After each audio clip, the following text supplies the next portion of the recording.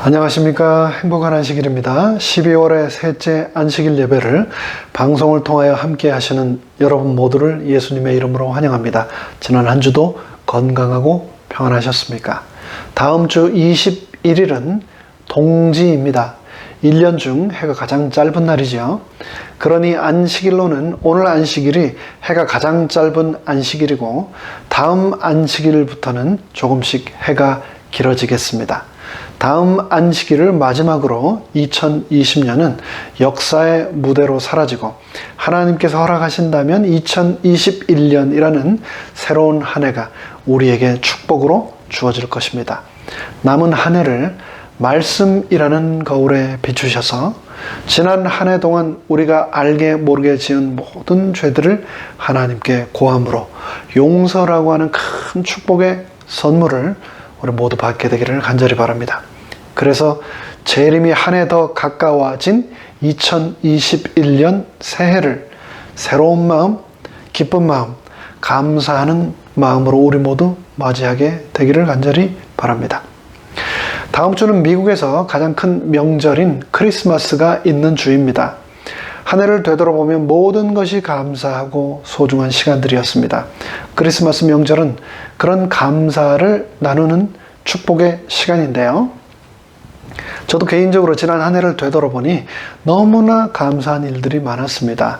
부족한 저와 또 저의 가족에게 주신 하나님의 사랑, 그리고 또 아울러 여러분께서 주신 사랑이 너무나 크고 감사했습니다.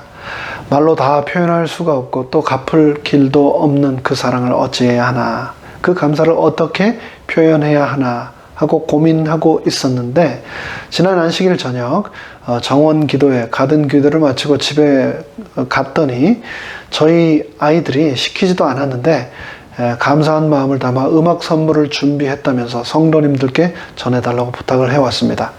매 안식일 아빠가 교회 갔다 돌아올 때마다 성도님들이 주신 선물들을 가지고 돌아오는데 그 한 해 동안 받은 사랑을 어떻게 해서든 표현해야 되지 않겠냐고, 돌려드려야 되지 않겠냐고, 감사로 표현해야 되지 않겠냐 하면서 아이들이 작은 선물을 준비했는데요. 그래서 그 예배를 시작하기 전, 이 예배를 시작하기 전 그 선물을 먼저 드리겠습니다.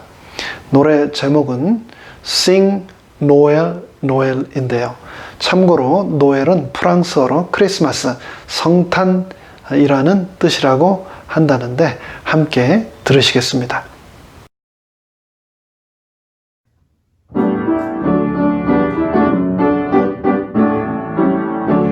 See the star up in the heavens, sing Noel, Noel, shining down upon the earth, sing Noel, Noel, angels sing a heavenly chorus, sing Noel, Noel, all to celebrate a birth, sing Noel, Noel, sing Noel.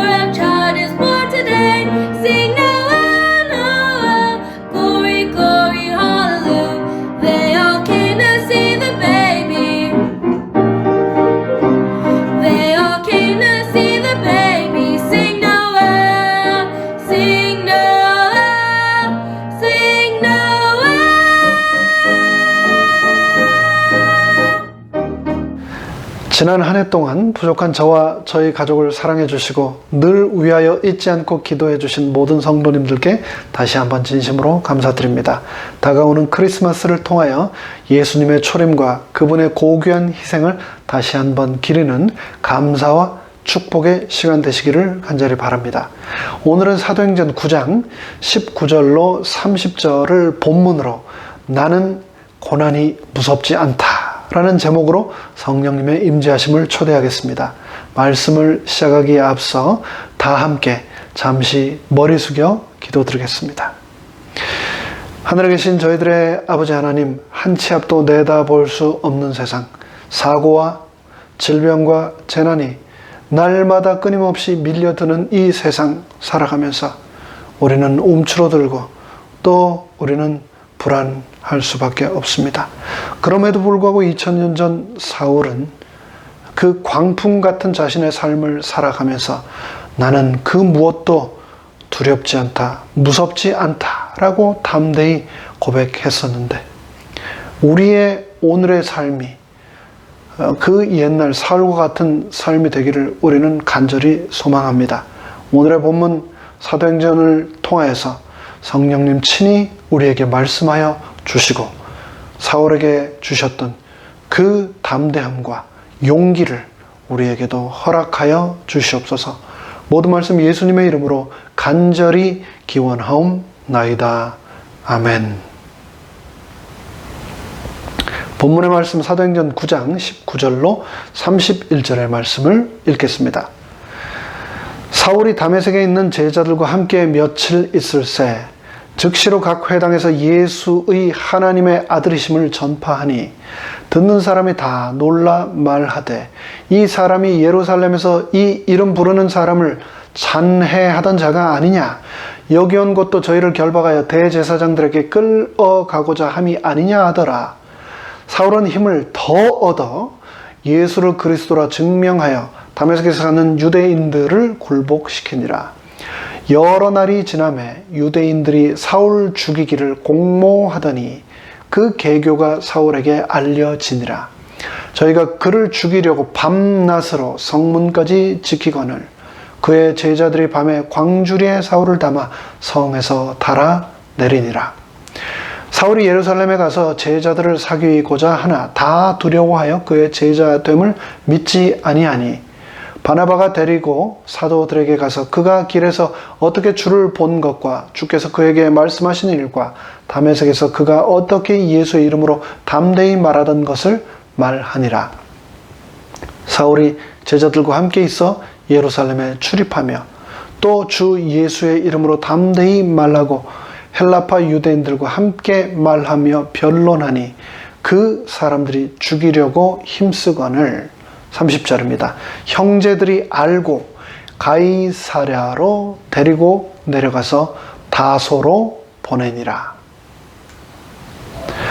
지난 안식일 우리는 사도행전 9장 1절로 19절의 말씀을 통하여 눈 먼 채 식음을 전폐하며 기도하고 있는 사울에게 즉각적으로 응답하신 예수님을 보았습니다. 그분께서는 아나니아를 보내시고 그를 통하여 안수하심으로 사울의 눈을 즉시 다시 뜨게 하셨습니다. 그곳에 있던 많은 그리스도인들은 사울의 회심을 의심하고 그를 두려워하였지만 예수님께서는 사울을 그분께서 택하신 나의 그릇이라고 하시며 그를 회복시키시고 성령이 충만하게 하셨습니다. 사울은 아나니아의 도움으로 영혼의 힘을 얻고 다메섹에 있는 제자들과 함께 머물면서 몸의 원기도 회복하였습니다. 예수님께서는 사울을 낫게 하셨고 그러자 사울은 즉시 그 예수님을 증거하기 시작했습니다. 19절부터의 말씀입니다. 사울이 다메섹에 있는 제자들과 함께 며칠 있을새 즉시로 각 회당에서 예수의 하나님의 아들이심을 전파하니 듣는 사람이 다 놀라 말하되 이 사람이 예루살렘에서 이 이름 부르는 사람을 잔해하던 자가 아니냐, 여기 온 것도 저희를 결박하여 대제사장들에게 끌어가고자 함이 아니냐 하더라. 여러분, 영어 단어 중 resilience라는 단어를 아십니까? 심리학과 정신의학에서 연구되는 개념 중에 하나인 이 단어를 한국말로 번역하자면 회복 탄력성이라고 할 수 있겠습니다. 쉽게 생각하자면 머릿속으로 오뚜기를 생각하시면 될 것 같습니다. 아무리 밀어도 금방 다시 벌떡 일어나는 오뚜기 말입니다. 요즘 짐이나 모든 체육시설들이 코로나 때문에 다 폐쇄되어서 운동할 적당한 곳을 찾지 못하다가 최근 얼마 전부터 아이들과 함께 집 뒤 민둥산을 오르기 시작했습니다. 제대로 된 나무 한 그루 없고 돌과 자갈 그리고 모래밖에 없는 등산로조차 제대로 없는 정말 볼품없는 산입니다. 그런데 그곳을 가끔 오르면서 1년 내내 거의 비도 오지 않고 하루 종일 뜨거운 햇빛만 비치는 그 바위 사이에서 싹을 틔우고 꽃을 피우는 잡초들을 보면서 저는 감탄을 하고 합니다.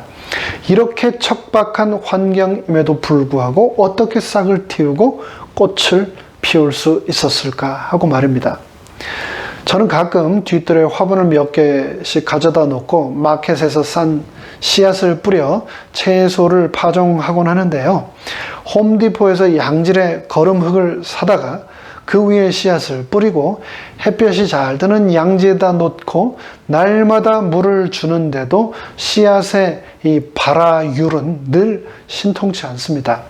한 알의 씨앗이 싹을 틔운다는 것이 이렇듯 쉽지 않다는 것을 잘 알기에 돌산, 바위 틈에서 꽃을 피우는 잡초들이 더 감탄스러운 것이죠. 인생은 크고 작은 트라우마, 외상, 상처, 시련의 연속입니다. 그 트라우마는 믿었던 사람이 나에게 준 배신일 수도 있고 또 나 자신의 능력의 한계일 수도 있고 사랑하는 사람과의 사별일 수도 있고 또 소중한 것에 대한 상실일 수도 있습니다. 트라우마는 인생 도처에 존재하고 언제든지 예고 없이 다가옵니다. 지난주 가라지에서 연장통에서 칼을 찼다가 실수로 이 오른손 가운데 손가락이 깊이 베었습니다. 순간이었는데 순식간에 붉은 피가 솟구쳐 올라왔습니다. 설교 말씀 준비를 위해 한창 원고를 작성하던 중이었는데 이 손가락을 다쳐서 타자를 칠 수 없게 되었습니다. 소독을 하고 밴드를 붙였지만 여전히 욱신거리고 조심스럽게 움직여도 손가락은 이전 같지 않고 많이 불편합니다. 언젠가 시간이 지나면 상처는 아물고 원래대로 돌아가겠지만 여전히 흉자국은 남을 겁니다. 우리 몸은 이런 트라우마, 상처를 입게 되면 원래대로 회복은 되지만 그 트라우마 이전으로 완벽하게 재생되지는 않습니다. 후유증과 흉터를 항상 남깁니다. 그런데 우리의 마음은 그렇지 않습니다. 어떤 사람들은 심리적 트라우마들 앞에서 좌절하고 포기하기도 하지만 그것을 극복해내는 사람들은 그 전보다 도리어 더 강해집니다. 더 강인한 마음과 의지를 갖게 됩니다. 상처를 통해서 도리어 더 강해지는 것이죠. 심리학과 정신의학에서는 이러한 발전 과정을 Post Traumatic Growth, 즉 심리적 외상 후 성장이라고 합니다. 누군가는 트라우마로 인해 쓰러지고 포기하는데 누군가는 그 트라우마에 좌절하지 않고 회복할 뿐 아니라 그 전보다 더욱 성장하고 강해진다는 겁니다.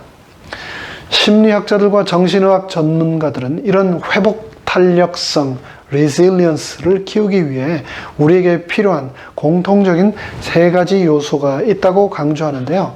그것은 첫째, 휴식이고요. 둘째, 긍정적인 태도.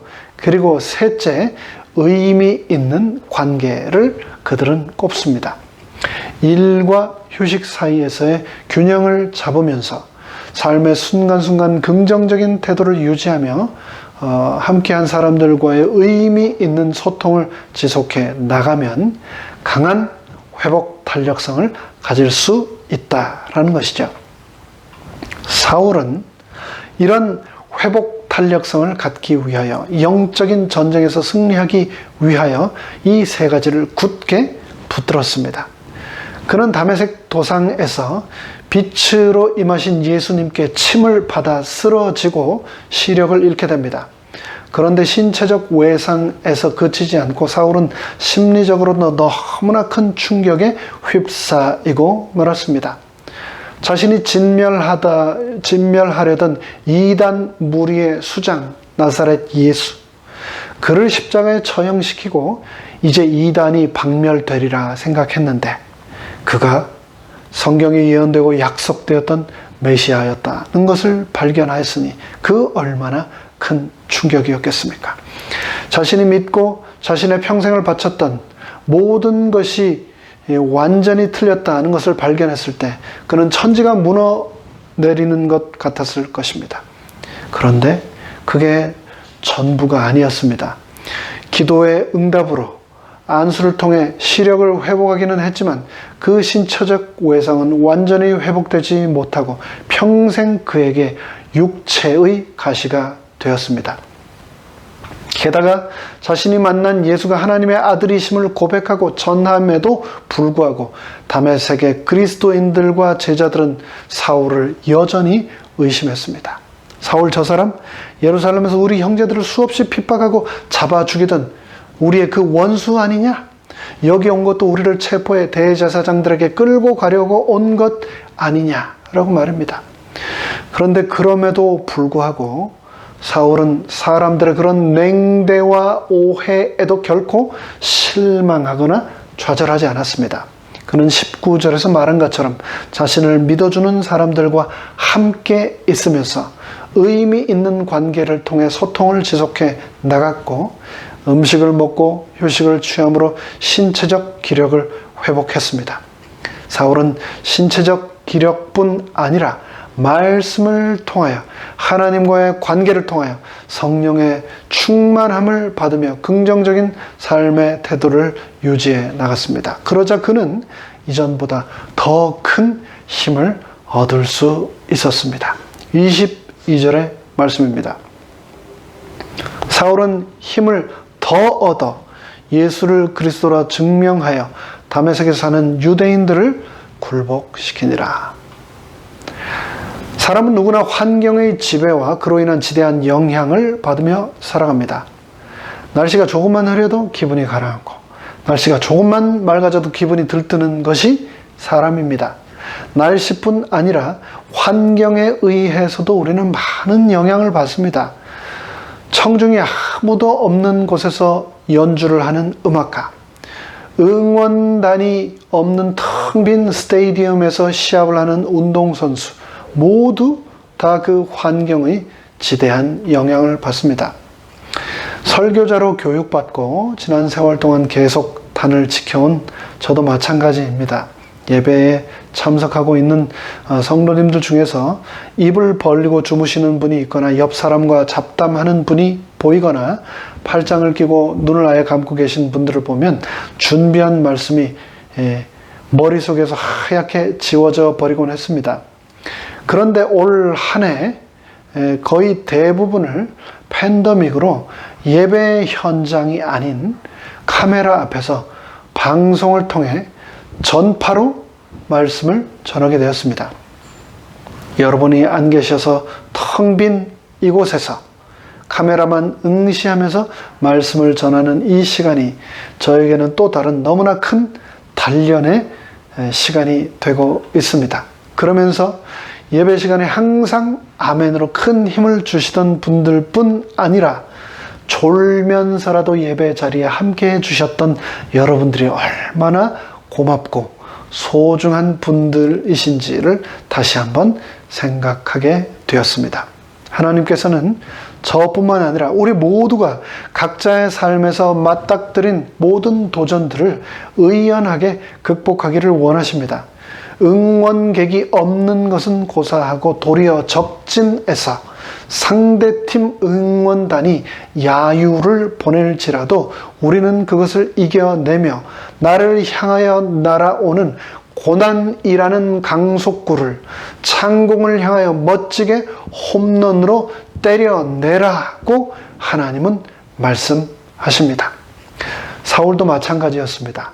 사울은 자신을 응원해 주기는커녕 여전히 자신을 예루살렘 대제사장들의 첩자로 여기며 거절하는 사람들 앞에 서게 되었습니다.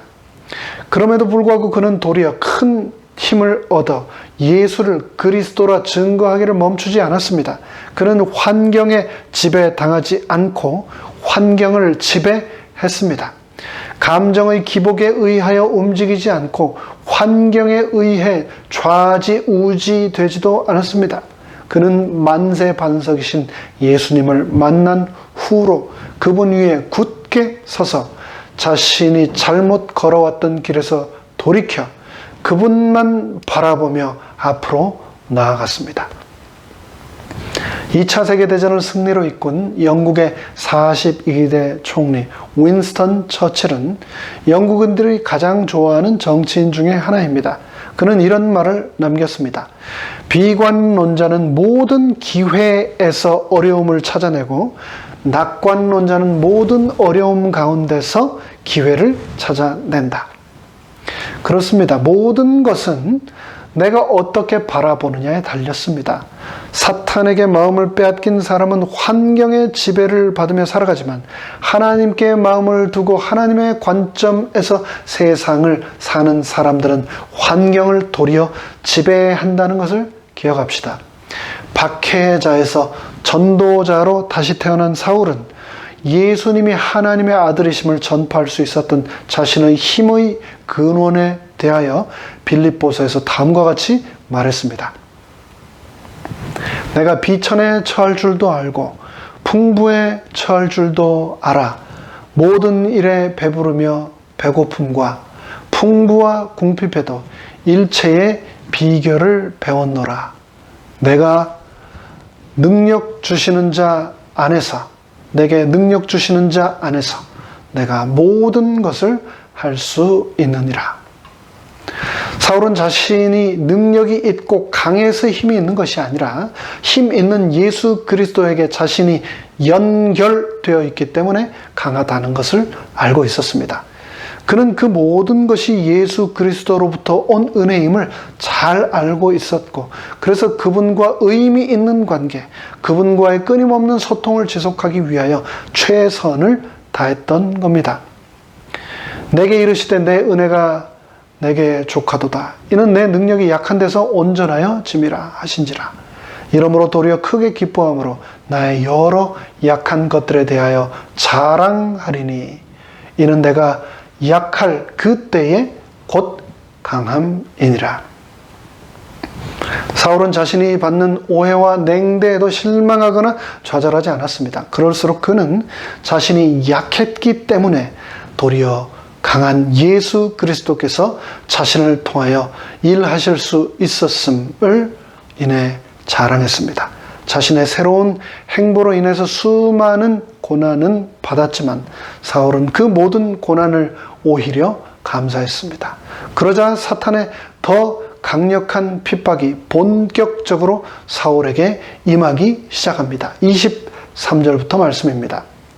여러 날이 지남에 유대인들이 사울 죽이기를 공모하더니 그 계교가 사울에게 알려지니라. 저희가 그를 죽이려고 밤낮으로 성문까지 지키거늘. 한때는 죽이기를 공모하던 사울이 지금은 그 공모의 대상이 되었습니다. 자신의 지난날 모든 것을 다 포기하고 예수님을 따르기로 결심하고 그래서 예수를 하나님의 아들이라고 증거했던 사울에게 온 보상은 죽음의 협박이었습니다. 사울의 마음이 어땠을까요? 내가 다 포기하고 예수님께 왔는데 이게 저를 위해 준비하신 겁니까? 동료 그리스도인들의 냉대와 비난, 살해, 암살의 위협, 이걸 주시려고 저를 담에색에서 멈춰 세우셨습니까? 라며 그는 원망할 수도 있었을 겁니다. 그런데 사실 그 모든 것은 자신이 이전에 뿌려놓은 씨앗에 대한 결과였습니다. 재림교회 성경 주석에 보면 유대인들의 혹심한 적대심은 다메섹에서 쫓겨날 때까지 계속되었고, 그때 사울은 스데반이 겪었던 고통, 그에게 퍼부어졌던 증오와 심판을 친히 맛보게 되었다라고 기록하고 있습니다.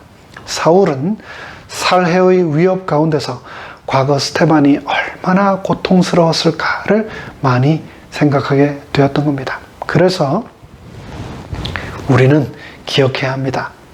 내가 누군가를 향해서 손가락질을 하면, 비판을 하고 정죄를 하면, 그것이 어떤 형태가 되든, 그것이 언제가 되든, 그것은 분명히 반드시 나에게 돌아온다는 것을 기억해야 합니다. 나는 오늘도 씨를 뿌리고 있다는 것을 기억하시기 바랍니다. 나의 언어를 통하여 축복과 저주의 씨앗을 뿌리고 있다는 것을 기억하시기 바랍니다.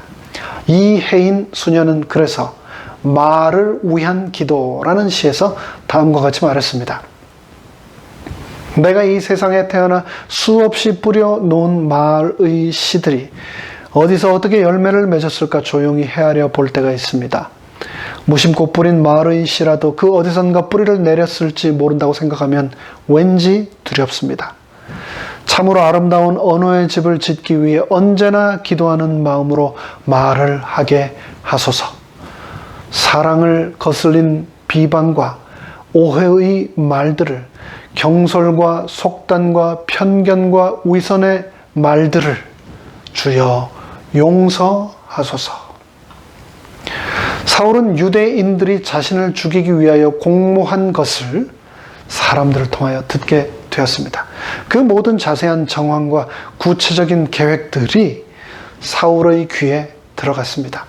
그리고 자신을 죽이려고 밤낮으로 성문까지 지키는 그들을 보면서 사울은 무슨 생각을 했을까요? 여러분은 누군가에게 쫓겨 보신 적 있으십니까? 생명의 위협을 느끼며 숨어 지내 보신 적 있으십니까? 저는 그런 경험은 없지만 그런 분을 주위에서 본 적은 있습니다. 그런 상황이, 그런 형편이 얼마나 비참한지는 직접 눈으로 보지 않고서는, 그리고 직접 겪어보지 않고서는 말로 할 수 없습니다. 도성의 분봉왕의 후원을 받으며 유대인들은 사울의 체포를 위해 성의 모든 문마다 보초병을 배치하였습니다. 그런 위협을 보고 하나님께서는 가만히 있지 않으셨습니다. 25절입니다. 그의 제자들이 밤에 광주리에 사울을 담아 성에서 달아내리니라. 여리고 성의 정탐꾼들을 기생 라합을 통하여 창에서 줄로 달아내리셨던 것처럼, 사울 왕의 살해의 위협으로부터 미가를 통하여 다윗을 창에서 달아내리셨던 것처럼, 하나님께서는 다시 한번 사울을, 제자들을 통하여 광주리에 담아 성에서 달아내리셨습니다.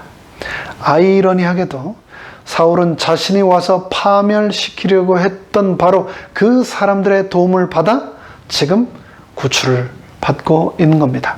한밤중에 광주리에 담겨서 성벽 밖으로 달려내리던 사울의 심정이 어떠했을까요? 사도행적 13장은 다음과 같이 기록합니다. 하늘에서 온 사자가 당분간 떠나라고 명하였으므로 그는 아라비아로 가 거기서 안전한 피난처를 찾았다. 이 한적한 광야에서 바울은 조용히 연구하고 명상할 기회를 가졌다. 그는 그의 과거의 경험을 조용히 회고하였고 완전히 회개하였다. 그는 그의 회개가 간합되어 그의 죄가 용서받았음을 알 때까지 마음을 다하여 쉬지 아니하고 하나님을 찾았다. 한밤중에 광주리에 담겨서 성벽 밖으로 도망하는 것은 분명 사울 스타일도 아니고 사울이 원하는 바도 아니었습니다. 그러나 그는 하늘 사자의 명령에 순종하였습니다. 그리고 사울은 그것이 자신의 과거의 경험을 조용히 회고하고 완전히 회개하도록 하나님께서 허락하신 축복의 시간이라는 것을 깨달았습니다. 우리 인생도 마찬가지입니다. 하나님께서 가라고 하실 때는 가라고 하시는 이유가 있고, 하나님께서 멈추라고 하실 때는 내가 혹 이해하지 못할지라도 멈추시는 이유가 분명히 있습니다. 내가 아파서 병상에 눕도록 하시는데도 이유가 있고, 내 사업의 실패를 통해서 내 삶을 멈춰 세우시는데도 이유가 있습니다. 내가 사랑하는 가족을 내 품에서 데려가시는데도 이유가 있고, 내가 가장 소중하게 생각하는 것들을 도로 거두어 가시는데도 이유가 있습니다. 어쩌면 지금이 그런 시간일지도 모릅니다. 내 인생을 코로나라고 하는 스탑 사인으로 멈춰 세우시고, 하나님께서는 나에게 무엇을 하기를 원하고 계신 걸까요? 사울처럼 하나님께서는 우리가 마음을 다하여 쉬지 않고 그분을 찾기를 원하고 계신 것은 아닐까요? 이어지는 26절입니다. 사울이 예루살렘에 가서 제자들을 사귀고자 하나 다 두려워하여 그의 제자됨을 믿지 아니하니. 25절과 26절 사이에는 긴 시간이 존재하는데요. 다메섹에서 아라비아로 도주했던 사울은 아라비아 사막과 다시 돌아간 다메섹에서 총 3년이라고 하는 시간을 보냅니다. 예나 지금이나 3년이라고 하는 시간은 굉장히 긴 시간입니다. 저는 한국에서 육군으로 3년이 안 되는 28개월간의 복무를 하고 전역을 했는데요. 군에 있는 동안 말 그대로 시계가 멈춰버린 것 같이 느껴졌었습니다. 근데 제 아버지께 여쭤봤더니 그 옛날에는 3년도 넘는 세월 동안 군 복무를 하셨다고들 하더군요. 그런데 이 3년이 지난 후, 그 긴 세월 후 예루살렘에 갔는데 그곳에서 제자들이 여전히 사울을 반기기는커녕 그를 믿지도 않고 두려워하며 도리어 밀쳐내는 것이었습니다. 사울은 그리스도인 공동체가 너무 그리웠고 그래서 함께하고 싶어 했지만 교회는 그를 여전히 냉대했던 겁니다. 그런데 그랬던 사울을 예수님께서는 그냥 홀로 내버려 두지 않으셨습니다. 27절의 말씀입니다. 바나바가 데리고 사도들에게 가서 그가 길에서 어떻게 주를 본 것과 주께서 그에게 말씀하신 일과 다메섹에서 그가 어떻게 예수의 이름으로 담대히 말하던 것을 말하니라. 사울이 예루살렘 교회로부터 인정받지 못하고 냉대를 당할 때 예수님께서는 그를 위하여 한 인물을 또 그곳에 준비하고 계셨습니다. 그의 이름은 요셉이었는데 바나바라는 별명으로 더 잘 알려졌던 그는 구브로 출신의 레위인이었습니다. 바나바라는 그의 이름의 뜻은 위로의 아들인데요.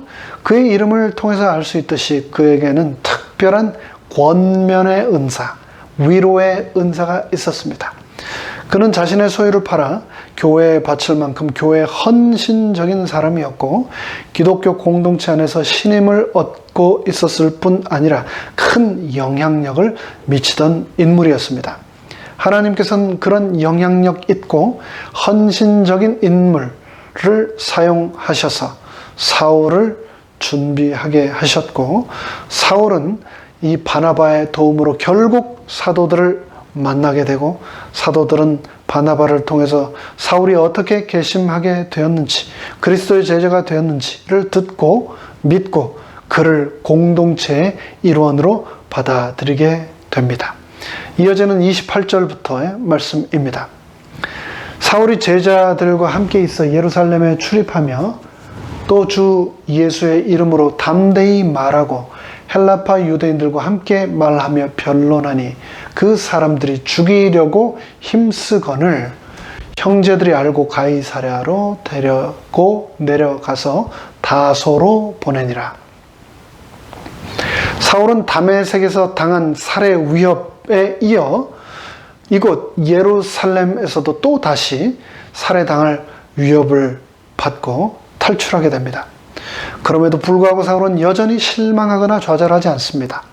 자신을 죽이려고 사람들이 자신을 둘러싸도 그는 두려워하지 않았습니다. 그는 도리어 그 모든 것이 자신이 당연히 당해야 하는 고난이며 예수 그리스도를 위하여 쳐야 하는 십자가라고 생각했습니다. 사울은 베드로서에서 다음과 같이 말했습니다. 사랑하는 자들아, 너희를 시련하려고 오는 불시험을 이상한 일 당하는 것 같이 이상히 여기지 말고 오직 너희가 그리스도의 고난에 참여하는 것으로 즐거워하라. 이는 그의 영광을 나타내실 때에 너희로 즐거워하고 기뻐하게 하려 함이라. 너희가 그리스도의 이름으로 욕을 받으면 복 있는 자로다. 이제 말씀을 마무리하겠습니다. 오늘 우리는 사도행전 9장 19절로 30절을 본문으로 나는 고난이 무섭지 않다 라는 제목의 말씀을 나누었습니다. 나는 고난이 무섭지 않다. 이것은 사울이 자신의 삶으로 우리에게 한 말입니다. 그는 고난 당하는 것을 이상하게 생각하지 않았습니다. 그는 항상 일시적인 고난 너머에 있는 영원한 기쁨을 바라보았습니다. 고난 당하기 전에는 내가 그릇 행하였더니 이제는 주의 말씀을 지키나이다. 고난 당한 것이 내게 유익이라. 이로 인하여 내가 주의 율례를 배우게 되었나이다. 죄악 세상을 살아가는 가운데 우리가 겪는 모든 어려움은 하나님께서 나를 위해서 특별히 허락하신 것들이라는 것을 기억하고 고난을 없애달라고 기도하지 마시고 나에게 주어진 고난을 극복할 수 있는 힘을 달라고 기도하시기 바랍니다. 그리고 그 고난을 통하여 살아계신 율법이며 생명이신 예수님을 만나게 해달라고 기도하시기 바랍니다. 우리가 그와 함께 영광을 받기 위하여 고난도 함께 받아야 될 것이니라. 생각건대 현재의 고난은 장차 우리에게 나타날 영광과 좋게 비교할 수 없도다.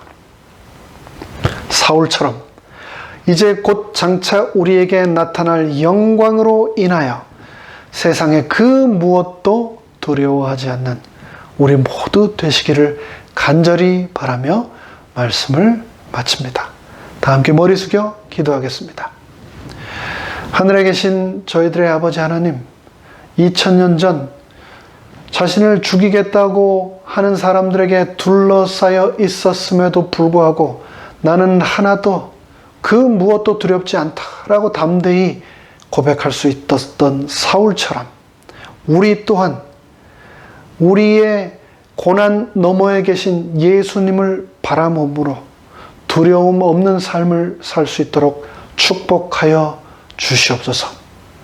모든 말씀 예수님의 이름으로 간절히 축원하옵나이다. 아멘.